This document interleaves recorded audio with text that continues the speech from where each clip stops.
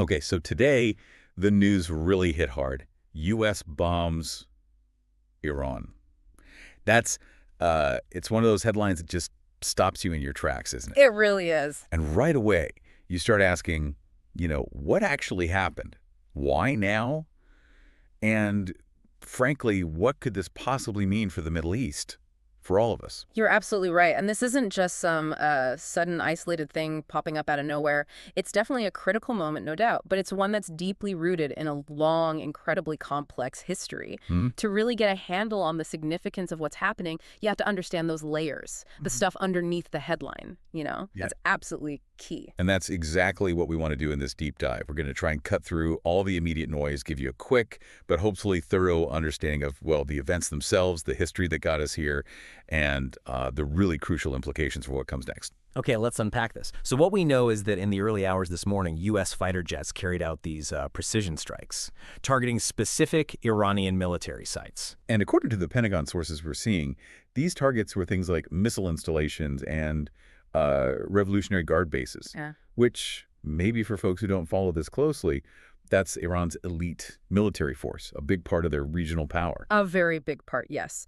And these bases were located near a military installation close to the Iraq border, is the reporting. Okay. And the U.S. the official line was pretty direct. They're framing it as a limited defensive strike. Defensive. Yes, defensive. And they say it was a direct sort of retaliatory response to that deadly drone attack last week. You remember the one that killed 3 U.S. soldiers stationed over in Iraq? Right, I remember seeing that. And that drone attack, they explicitly blamed on, quote, Iran-backed militias. So what's really important to grasp here is that this specific U.S. action, at least according to them, wasn't preemptive. It was presented as a measured response to, well, to losing American lives. Got it. So, not random. A calculated response to a very specific tragic trigger. But as we start peeling back the layers here, it becomes clear pretty fast this isn't really a new chapter. It feels more like the latest escalation in a very long, very volatile story. Absolutely. That's the perfect way to put it. To really understand today, you have to look back. You have to look at this, I guess I'd call it a roller coaster of U.S.-Iran relations. It's been decades of sanctions, sabotage, these sort of shattered wars. I mean, think about it. You've got the 1979 Iranian Revolution, the U.S. Embassy hostage crisis that really set this incredibly contentious tone right from the start. Yeah. Then the Iran-Iraq war, just devastating. Yeah. And more recently, the U.S. pulling out of the nuclear deal back in 2018, that massively ramped up tensions. And then, of course, the killing of General Qasem Soleimani in 2020. That was a huge flashpoint. It felt like we were right on the brink then. And even if we just zoom in on the last few months, the pace, the rate of escalation, it feels incredibly sharp, doesn't it? It does. We've seen those attacks by the Iranian-backed Houthi rebels in Yemen hitting ships in the Red Sea. We've heard these explicit threats about closing the Strait of Hormuz.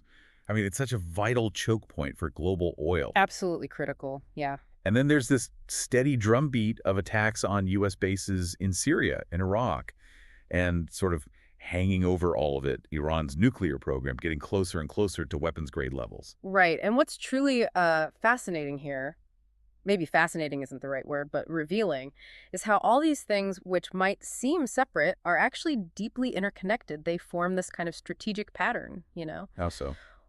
Well, this strike today, it didn't just come out of the blue. It's really a direct consequence of this whole long intensifying narrative.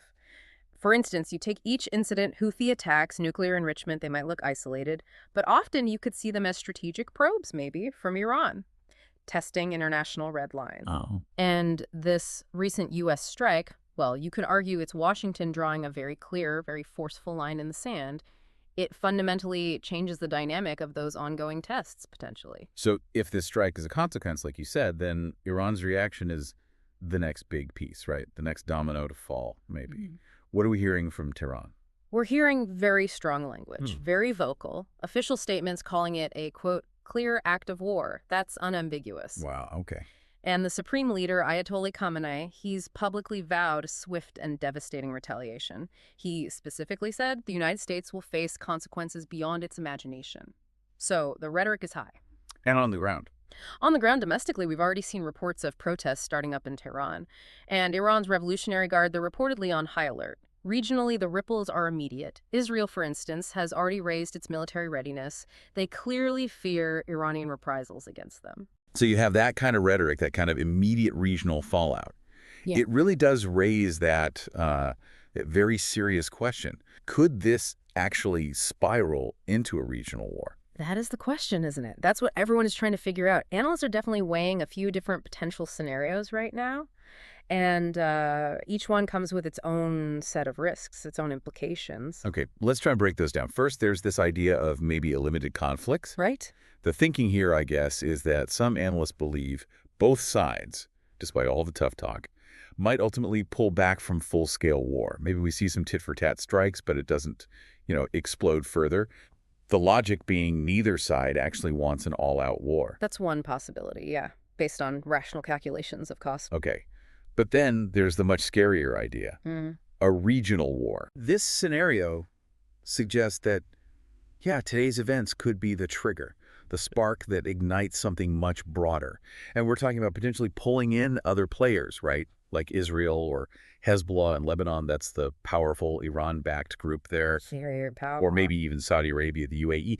The whole region is so interconnected with these alliances and rivalries, a spark could really set off a much bigger fire. It absolutely could. The potential for miscalculation is enormous. And then finally, there's this really dangerous nuclear risk.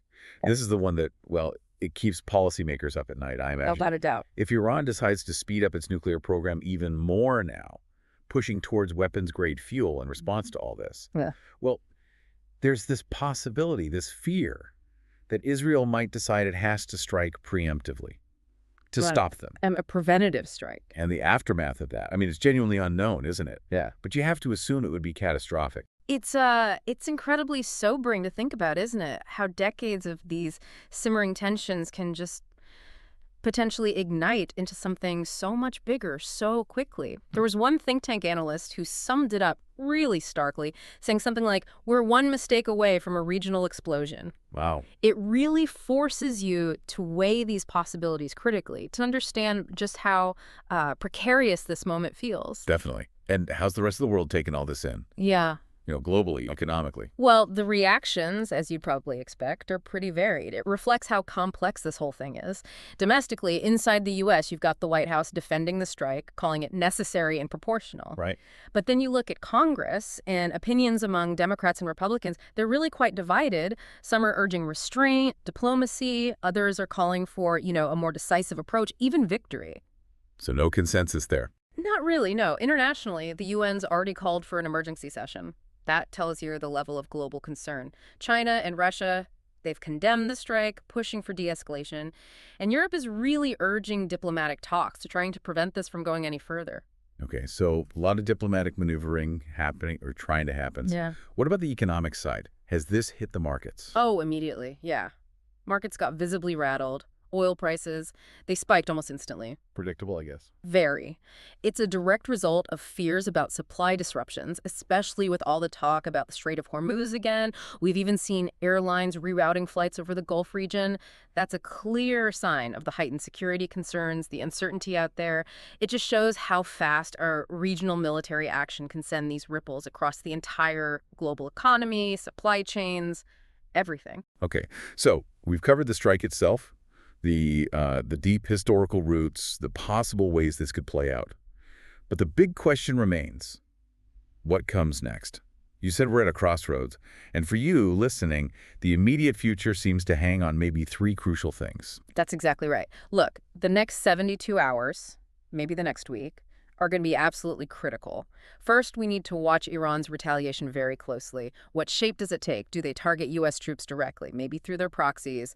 Do they go after Israel? Or do they focus on economic targets like oil tankers again? Each one of those choices carries vastly different implications. Okay, so Iran's move is number one. What's second? Second is U.S. restraint or escalation. Was this strike a one-off, a firm message sent, but that's it? Or is the first of many? Does it signal a new, more aggressive American posture in the region? Or will the U.S. show restraint now, indicating this was a singular response? Right. That's huge. Right. Their next move is just as critical. And third, And third is international mediation. Can the big global powers think China, maybe the EU, or even key regional players like Qatar, can they actually succeed in brokering some kind of truce, or at least finding a pathway to de-escalate things? Their diplomatic muscle, their efforts right now could be absolutely vital in stopping this from spinning completely out of control. Hmm. Honestly, what leaders decide to do or not do in these next few days, it could very well shape the next decade, not just for the Middle East, but globally. So what does this all mean for you watching this unfold? We're Yeah. truly at a critical point. Oh, we really are. It's an incredibly serious, incredibly complex situation. We really appreciate you joining us for this deep dive today. In moments like this, staying well informed, trying to understand the nuances, it feels more important than ever. Absolutely. And maybe just one final thought for you to mull over as you watch this develop. Moments like these, they don't just decide immediate outcomes, like who strikes back where. They fundamentally shift the long-term power dynamics in a region. They reset relationships. And they often create these really enduring challenges for de-escalation, especially in a world that's so interconnected now, where, as we've seen, a single spark can suddenly illuminate decades and decades of these underlying tensions. Something to keep in mind.